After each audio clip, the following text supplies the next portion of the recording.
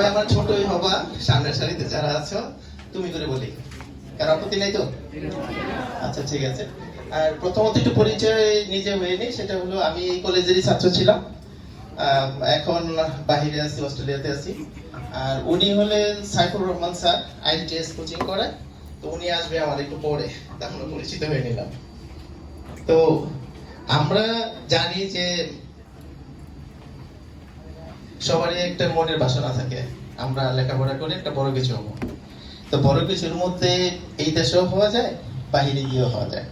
যারা উচ্চ শিক্ষা করতে চাও অথবা বাংলাদেশের শিক্ষার সাথে সাথে বিদেশেও শিক্ষা করতে চাও, আমরা মূলত সেইগুলি নিয়ে কাজ করি।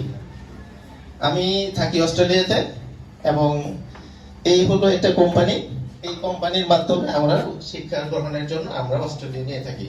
শুধু অস্ট্রেলিয়া না, এখানে অনেকগুলি কান্ট্রি আছে, কোথাও কোথাও লেখা আছে।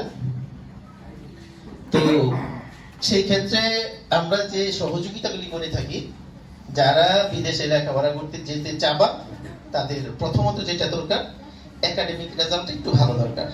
সেটা হতে পারে A+, A-, 5 out of 5, GPA 5, এরকম। সো রেজাল্ট একদম ভালো হতে হবে, খুব ভালো হতে হবে এরকম না। আমরা সাধারণ স্টুডেন্টরাও অস্ট্রেলিয়া যেতে পারি। যেমন আমি যদি আমার উদাহরণ দিই, আমিও ভালো স্টুডেন্ট ছিলাম না, মোটামুটি স্টুডেন্ট ছিলাম। তো আল্লাহ যখন আমাকে নিয়েছে, চেষ্টা ছিল।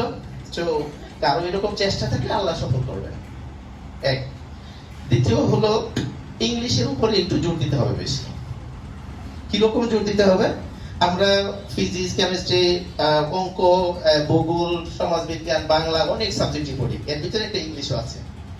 সেই যখন তুমি বিদেশে লেখাপড়া করতে যাবা, ওই দেশে তো বাংলা নাই, আছে ইংলিশ। তাহলে আমাদের ইংলিশটা একটু ভালো হতে হবে, পারদর্শী হতে হবে। তো এর জন্য স্যার পরবর্তীতে বলবেন ইংলিশে কিভাবে সহজভাবে তোমরা ভালো রেজাল্ট করতে পারো, সহজভাবে কিভাবে তোমরা নিজের যে আশা আকাঙ্ক্ষা আছে অল্প পরিশ্রমে তোমরা টার্গেট ফিল আপ করতে পারো, সেই কথাগুলি স্যার একটু পরে বলবেন।